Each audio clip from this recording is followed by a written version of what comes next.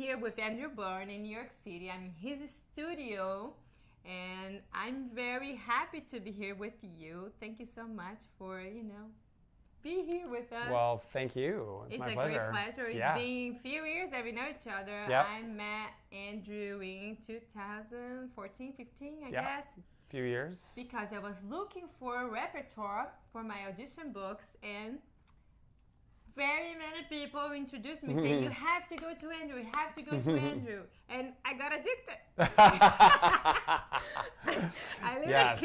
I got addicted. We started like with repertoire, but now he's my vocal coach for many years. Yes. And I do love work with him because he's really good in the body. He really knows what he's doing. He's always bringing new stuff. As you can see in this background, has a lot of interesting things that he's going to be talking about that. Yeah. So thank you for being here. And I would like, and not just me, I think they would love to know a little bit about your history and how you ended up being where you are right now. Totally. Well, before I get to that, I just want to say how glad I am to be with Anelena. The reason why we get along so well is because in our first lesson, she told me that she researched strength and everything in Brazil and was published in that. And that is very much my world. So my interest is in bringing the body and the brain into the singing world. And so that's what I travel around the world doing. And I got into it because I play piano and I got injured. I messed up this elbow right here and the shoulder. And I thought I was going to have to stop my career from playing because I was in so much pain. And I fixed myself. This was about almost 18 years ago now. And I fixed myself through researching athletics and researching how to train better. And I've been playing for that long without pain now. So I became really passionate about going outside of voice training into the world of physical training. So I studied with lots of different people, and I'm a master trainer with a company called Z Health. That is a training company that does what's called practical neuroscience. So it's taking the brain and putting that in the body, and they work with athletes. And so I think of performers as athletes. So I apply the work for people like Anelena who are singing and dancing all the time, and for Broadway performers. So most of my studio are people who work on Broadway. And so I apply it for them because they are athletics. They have to do so many shows so frequently that they're living the life of like an Olympian, basically. And so I try to take the research from the world of athletics and the world of the brain and help them figure out how to get through their shows with less fatigue and with a more healthy voice. Definitely, and a beautiful voice. Yeah. Yes. I'm really glad to be working with someone that really understands about the body. That makes so much difference in our training and how we understand ourselves and awareness and development and always growing healthfully. That's right. And not hurting ourselves. Yeah, and what I love about it is that really anybody can get better through singing training or through physical training, and it's never too late. So people of any level can be doing this stuff, and any body can get something out of these things. So we thought we'd talk about breathing a little bit. Breathing is this very interesting thing because it happens all the time. You know, we sleep, we're still breathing. And yet, it can be voluntary too. You can train the muscles of your breathing. And so you might know that like singers need to think about breathing because that's how voice happens. But it's good stuff for anybody because breathing does other things for you. So some of the things that it does is it moves what's called lymph in your body. So lymph, L-Y-M-P-H. That's the fluid that reduces swelling. So if you have like swollen ankles, or if you get like swollen throat from being sick or something like that, breathing moves that fluid through your body. And so it's training that everybody should be doing because that helps you stay healthy and helps you move viruses and toxins out of your system.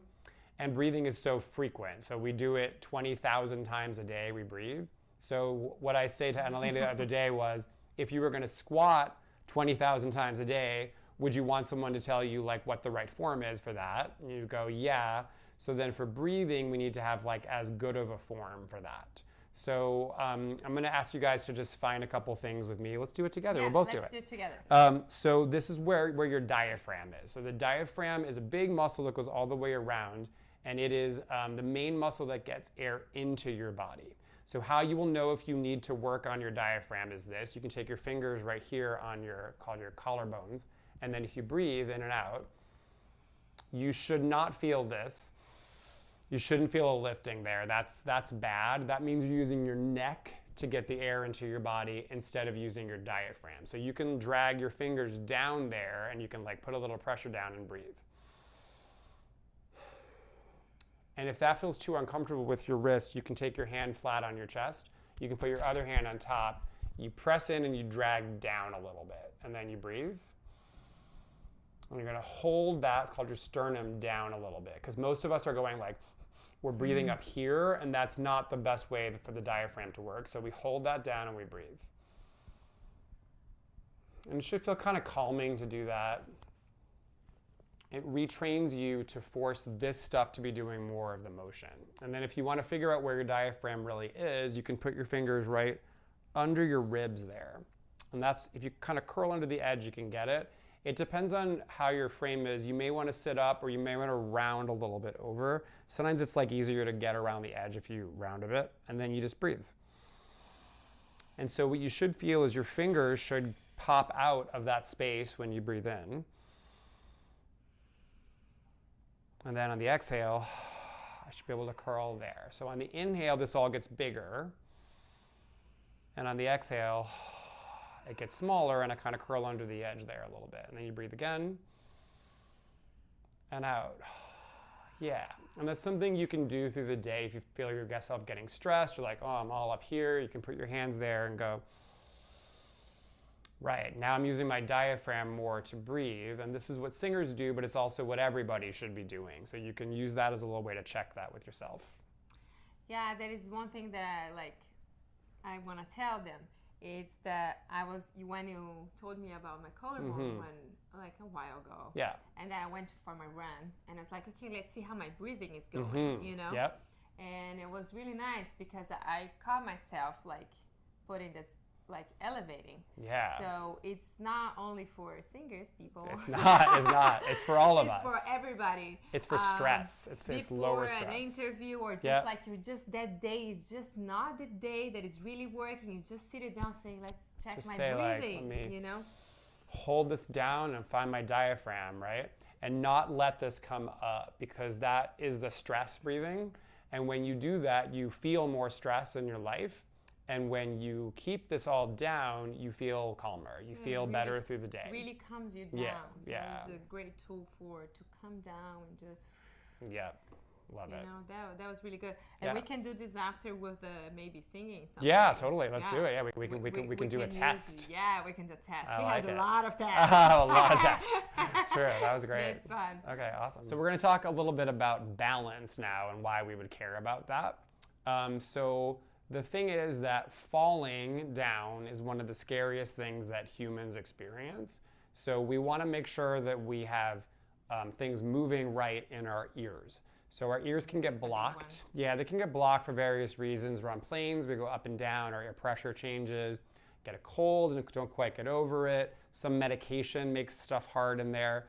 And so we want to make sure we're having a workout for that. And so I make my singers do this because this is the way singing goes. The sound goes into the ear and then to the voice.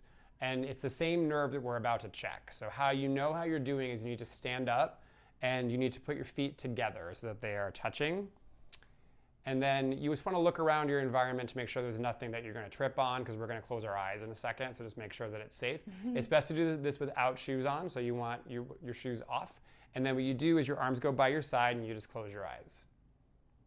And you just feel if you notice any swaying going on, and you try to notice which direction you're swaying especially. Do you feel like you're falling off to the right or to the left? And just kind of checking in with the floor a little bit. I feel like a little drunk. Yeah, you feel a little drunk, right? So this just helps you wake up your connection to the floor, to the ground. And then what you can try is with your eyes closed, you can turn your head over to the right and see how you feel that way and see how stable you feel. Just hang out there for a few seconds, and then you turn your head to the left and do the same thing.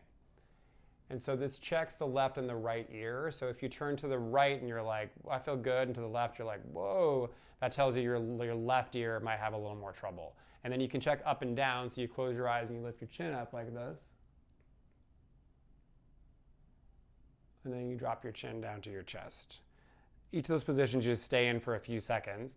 So because of phones, a lot of us are like this all day, we're all looking down. So sometimes we forget how to take our head back like that, and it starts to feel like a little wobbly. And we have these little canals in our inner ear. I'm gonna go grab it, hold on. This is the inner ear. So this is what it looks like inside your ear. And it's this way. So you see the blue thing there, and there's green in here, and then there's red in the back there.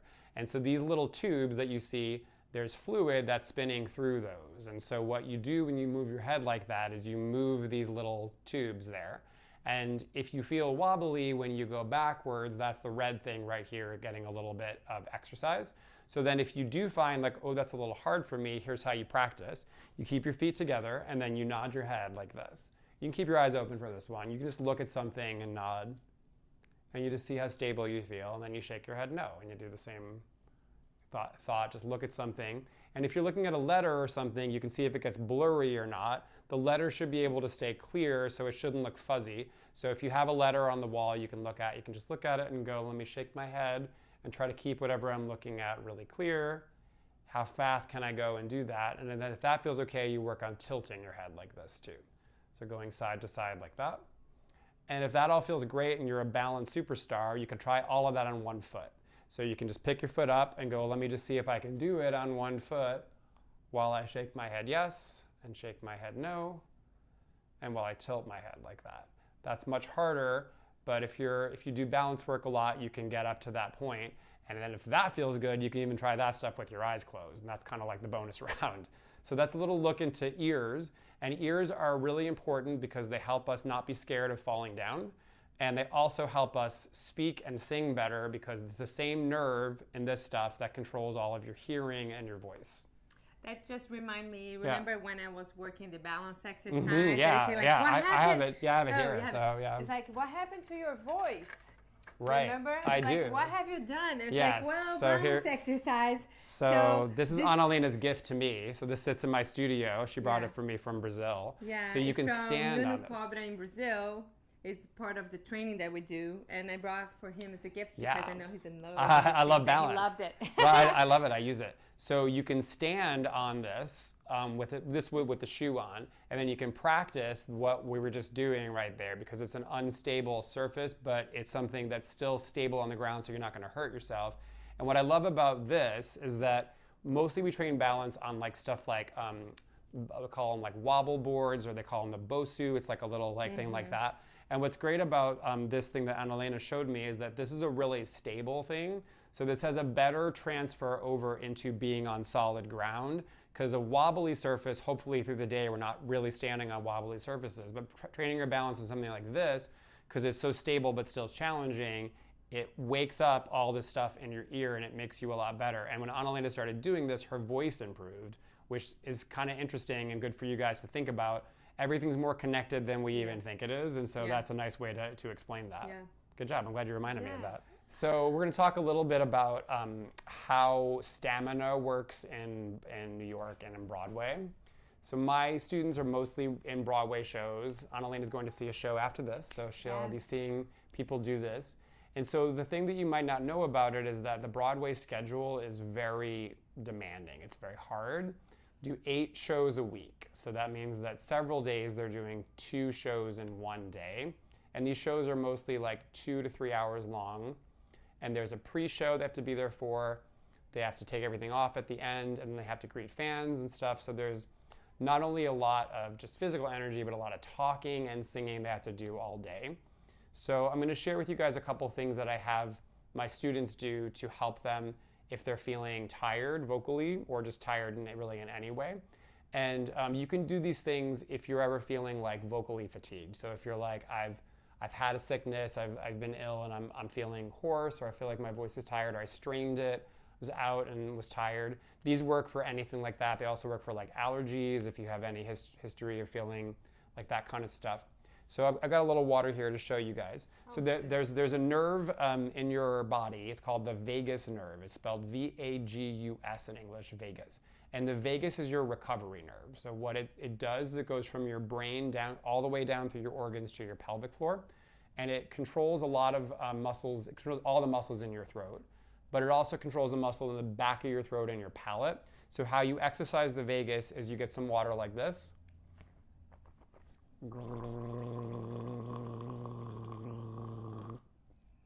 And you gargle like that. And you can test it yourself. You might find it surprising. Some people find it hard to gargle for a long time. How does it feel for you usually? Can you gargle pretty long? Yeah, okay. I can, yeah. You want to get your juice and try it? You want to do it? Juice? Yeah, I don't know. Yeah, Let's see. why Let's see. Let's do this. So we're gonna gargle.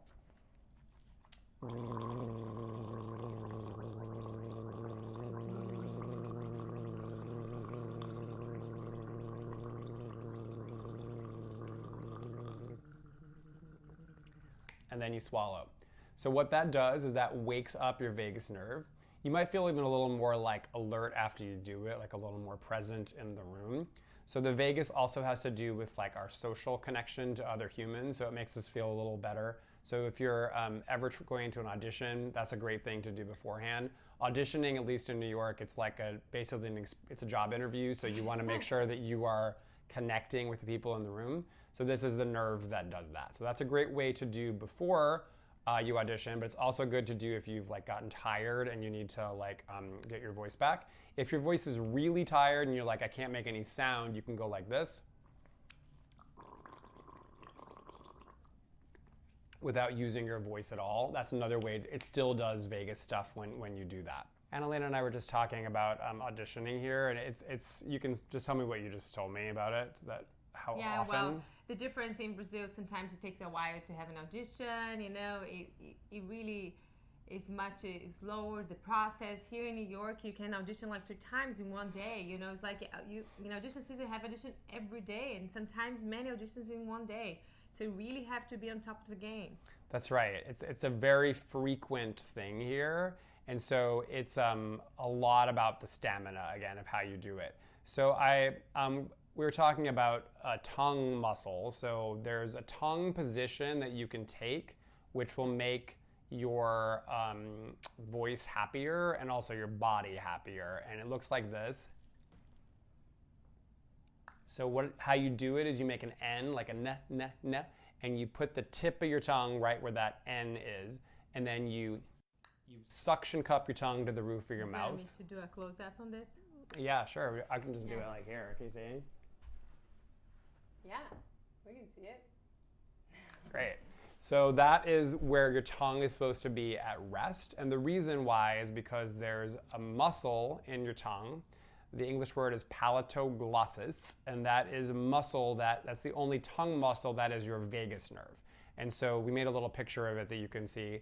And that picture, the tongue sucks up to the palate, and when you do that, that turns that nerve on. So that helps you recover faster. So if you keep that as your tongue position throughout the day, you don't get as tired, and you also end up breathing through your nose, which catches all the germs that are in the air. And it also warms up the air and humidifies it, and vocal cords really, really like that. So we're trying to keep them warm and moist as we go through the day, whereas a mouth breath just dries them out. So we're trying to train ourselves to go, that's our rest position. You can close your lips, you just keep your tongue in that shape, and you breathe. And that is what I train performers to do as their standard rest for their tongue. And that makes a big difference in getting less vocal fatigue. Yeah, it seems very simple. We were doing it. I was like, at the beginning, because I always use my tongue low. Like when I rested, I never had it up. And now I'm getting aware of it. Yeah. And last night was funny because I woke up in the middle of the night and I was like, oh my God, my tongue is not position. Training, it works. Yeah, it does stuff. Yeah, that's very cool. Yeah, and I love to talk with you guys because different languages have different oral postures, and so it's interesting to ask your friends to go like, where do you keep your tongue at rest? Because different people and different countries and different languages like put it in different places, and so it's kind of good to think about. And yet we all have the same muscles and the same nerves, so we want to make sure that we train that to be the rest position. Yeah. Sweet. That's a good one. Sweet. Yeah. Should we do some singing? Do you want to sing a Yeah, cappella, or should we set it up I with think we should set okay, it up great. there. Let's do it. So we're going to do a little mini example of how I like to work. So my company, my classes are called the Singing Athlete. So Anelena is a very good athlete, and she's decided to be here for us. So how it works is that we're going to sing a little bit of something, and then we're going to play with some stuff for Anelena to see if it improves her singing at all, to see what kind of exercises she should do in her training. So first we got to hear what's happening. So we're going to do a little bit of a song called I'm So Excited. So I'm so excited. Here we go. Ready and go. I'm so excited, and I just can't hide it. I'm about to lose control, and I think I like it. I'm so excited, and I just can't hide it. I know, I want to. Great. So we're going to do a little gargling now. We're going to gargle some juice. That's what we have.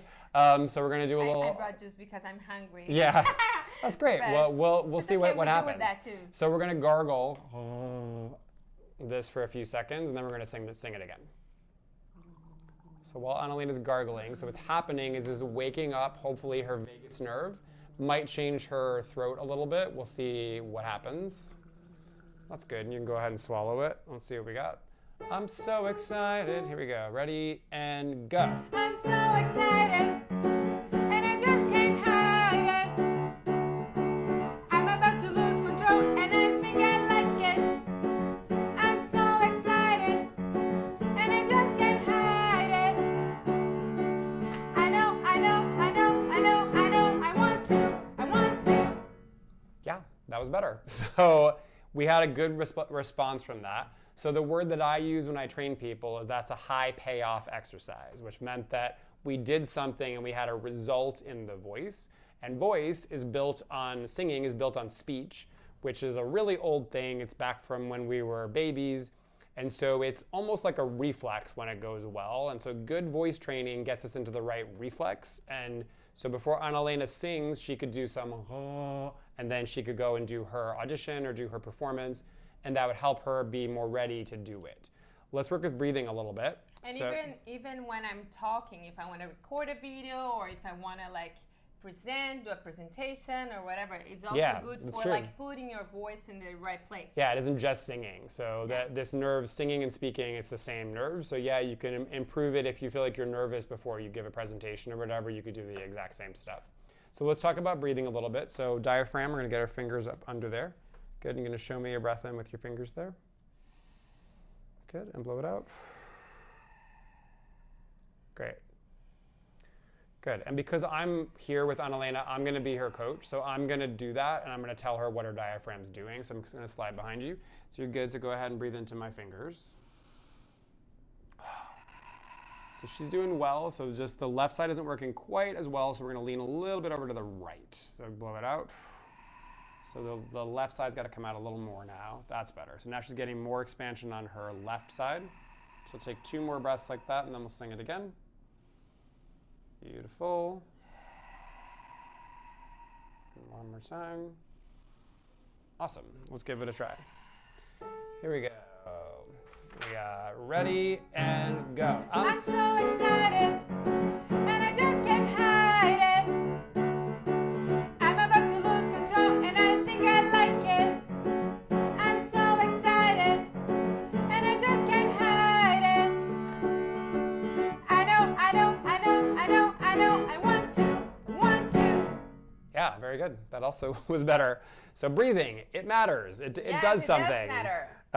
Should we do a studio tour before we're done? Should do a studio tour for sure. All right, let's do it. We're doing a little tour of my studio here in New York City.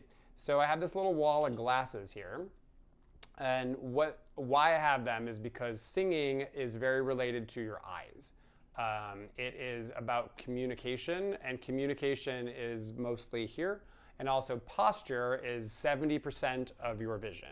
So if you don't train your eyes, you're missing out a big chance on how to make your body better.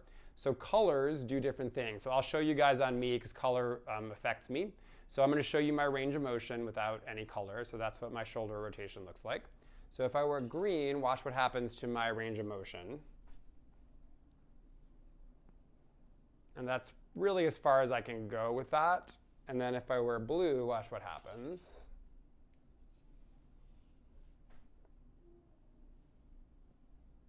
That's ridiculous. So color has a big impact. So I have a concussion history right here. And so my green inhibits your brain. It like turns it off. So because I got hit really hard right here, my brain already wants to inhibit on this side. So if I inhibit it further with green, my body goes, no, no, no. But blue wakes me up and makes me feel awesome. And I can sing higher when I wear blue glasses. And so color is a good chance to get into your brain. And if you know more about it, you can figure out a color you can wear. And other people do awesome with green. Doesn't mean that everyone will be bad at it. Just with who I am, blue is always the good color for me. And then I have other glasses up here, and these ones are pretty interesting because if your eyes are too in or too out, you can wear these. These are non-prescription, they're just tape right here. And so that forces your eyes to stay out more. If you spend all day at a computer or your phone looking this close and your eyes are like, oh my God, I'm getting strained, you can put these guys on after work and go like, now I open my eyes out, and that can make me feel a lot better and a lot calmer. And then some people need the opposite, where they need to actually zone their eyes in a little bit, and these ones do that as well. Yeah, of course. Hey. See? Yeah, looking cool, right? So that's just some stuff that you can do with this wall. And the last thing I want to show you guys here that's kind of interesting are what's called pinhole glasses. So if any of you wear glasses or contacts, so pinhole glasses are just plastic with these little holes in them. And some people, me included, see better with these on. So now the world is clearer, like I can see everything more crisply when I wear these. And if you want to know if your eyes work like that, all you need is your hand. So you make like a little tiny tube like that, and you look at a letter across the room through that without your glasses or contacts on. And if it looks like clearer, like if you can read it better, that means that these work for you too. So they're called pinhole glasses, and they help you to see better without always wearing your glasses or contacts. It's a more natural way for your eyes to work, and singers often do much better when they wear these. So how would you do, like for a singer, you would find a way that the voice sounds better and than how you do to transfer without the glasses? Yeah, so the way you want to think about this is that these are working on peripheral vision, because the way peripheral vision works is it responds to black. So let's say I put these on a singer and it's like, you know, their first time they go, oh, and you go, okay, that wasn't so good. And they put these on and they go, oh, then I would go, okay, obviously these helped you. So then what we then work on is peripheral vision. So because the black color here wakes up the receptors in your eyes that control the periphery. So what then I would have them do is go like this with their fingers and go, how far out can they go and still see the flicking fingers? And then they sing, oh, while they stimulate the periphery. And that's part of what these glasses do. So I would have them try that and see if that was a good way for them to work. And then their homework might be to walk down the street and to look forward, but to try to stay aware of the colors and the shapes around them, so they start to open up the world around them a bit. And that probably will result in better body connection for somebody like that who responds to these. Amazing. Yeah. I love this tour. I know. Should we keep going? Yeah. Should we do this wall? So we have all these books. Yep. Got a lot of books, a lot of music. A lot of music. So A if lot you of need music. you can email. Yes. We're going to talk about his website in a little totally. bit. But so this is my little corner with other things. So I've got a skeleton here so we can see what's going on. And then I have all these bands. And so bands are really interesting for those of you guys who love working out. So what is cool about a band that is different than a weight is that with a band, I can control how much force I go by the harder I pull. So if I have a weight and I'm pulling it, that's going to be the same kind of fulcrum no matter where I go. With a band, let's say I'm working with my head, I can pull less hard or more hard, and that is a really great way to modulate strength. So I like to train myself with bands. I use them in my own strength training a lot. But I also use them for singers, and one of the most common ways I use them is that we see singing a lot like this, and also speakers who are talking on a mic, they end up going like this. And that squeezes the back of my neck, which squeezes on my nerves that control my voice. So you can take a band and you can hold it like this, and you can go this way. And that works out muscles deep in my neck here, that are going to keep my chin level while I talk to you. So I'm not talking to you like this, but I'm talking to you from there. And that's because I do training with this kind of stuff for my neck muscle. So that's why I have bands of all different kinds of sizes to help people who are different, bodies and different strength levels. And then I have stuff down here that vibrates. So this is a little thing called the Power Peanut. So it vibrates. I'm not sure if you can hear it on the camera, but it's buzzing. And so you can put that on your back. You can roll on it on the floor. You can put it on your neck, back here, under your skull. Ooh, and that gives you a nice little massage back there. So singing and speaking is vibration in the body. So I have lots of vibration tools because that's a great way to feel the sensation of what your voice is supposed to be doing. It's supposed to vibrate kind of everything when you're speaking or singing. So this is a way to kind of check that. And to wake up too. And to wake up too, exactly. Yeah. And if we keep going. We have more books. Yep, and then we have more books. And then we have this, that was great. Yep, so we have what's called the Gladiator Wall here. So the Gladiator Wall is a place to anchor bands and to do stuff like pull-ups. So a common place for singers to have a lot of tension is the shoulders. So if someone's comfortable doing this, I'll have them get on the bar and hang this way. And that's a way to open up this part of the back. So they can hang on the bar before they do their music, and that will often help these nerves be happier in here. And sometimes actually even just doing pull-ups can be a helpful singing exercise. And then you can do stuff on the bar with squats. So you can hold on and do like any kind of squat like that. So you can have a little support while you're working on that. And when you're down like that, different muscles engage. So I use it for that as well. And I anchor bands onto this. I'll grab one to show you guys quickly. So you can work out your breathing by doing something like this. So you loop it onto the wall, you hop in. Let's say like with Anelena, I was telling her to use her left side of her diaphragm, so she can stand like this, and she can breathe into her diaphragm there and get a lot of expansion on that side and have something to resist against, because we got fibers in the body that respond to this kind of deep pressure, so that's a great way to work. And this wall is super solid, so you can go as far or as little away from it as you want and work with resistance. He's amazing. Should we keep going? Oh, or we... Yeah, we should like show the tricks that we have right there. Oh yeah, sure. So we have more glass here though. Yeah. So if you want to do a close-up on this, maybe this would be a good thing for people to do. So, and then over here I do more eye stuff. So what you can do with this cube here is this is a way to work on the peripheral vision that I just mentioned. So if it's on the camera, you can practice by looking at a letter right here. And then when you look at the letter, you ask yourself, do I see the green or the red box in front? And while you keep looking at the letter, you see if you can switch it so that the opposite box is in front. So if you see the green box in the front, you go, can I keep looking at, say, the eye there, but switch it so the red box looks like it's in front? So the green box in front and then the red box in front. If you cannot do that, your peripheral vision's tight. You're not opening out the world. You're too stuck on your computer screen, on your phone screen. You're not open. And so you can practice with something like that while you're singing to go from like the green to the red, forces you to open your vision up a little bit.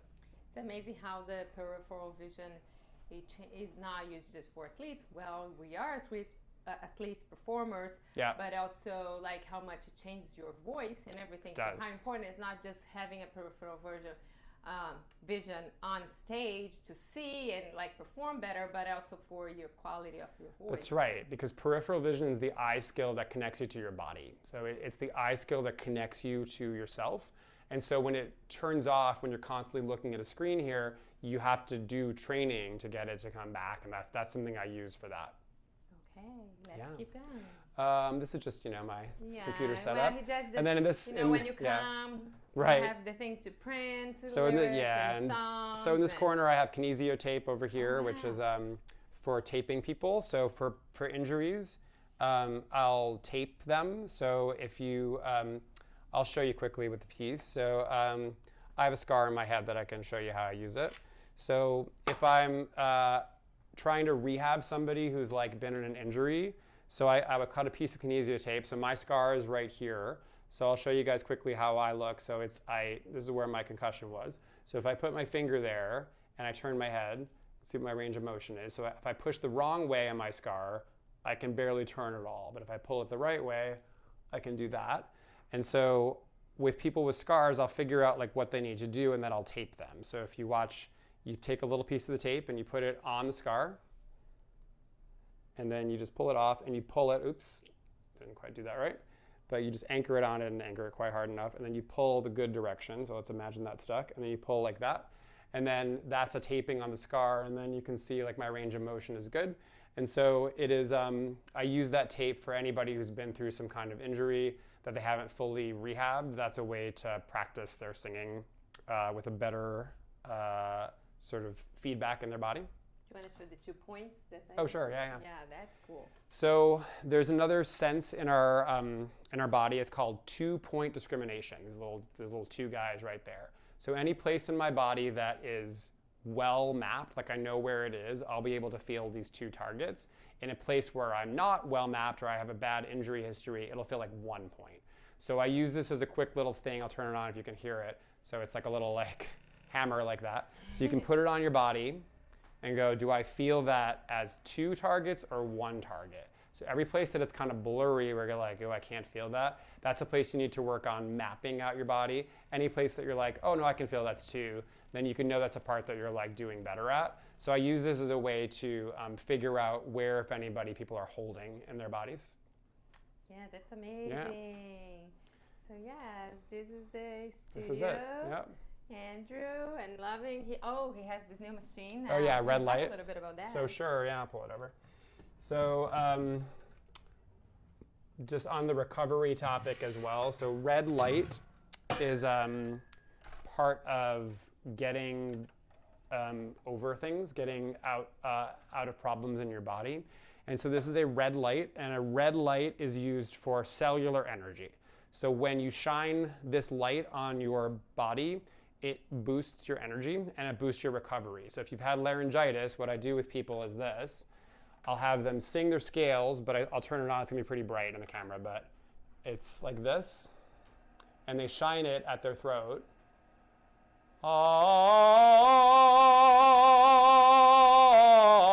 So they'll sing their scales for a few minutes with that shining onto their throat there, if they are recovering from a bad laryngeal infection, because we're trying to drive energy into that part of the body. And this is something that you can do for free, which is just getting outside in the early part of the morning or at when the sun is going down. So the way the environment works is that at dawn and dusk, there's more red light. So if you spend some time outside, either early or late, you get the natural benefit of the red light as well. That's just very good for your sleep patterns and good for your energy being consistent through the day. That's great. Yeah, Thank you. sure.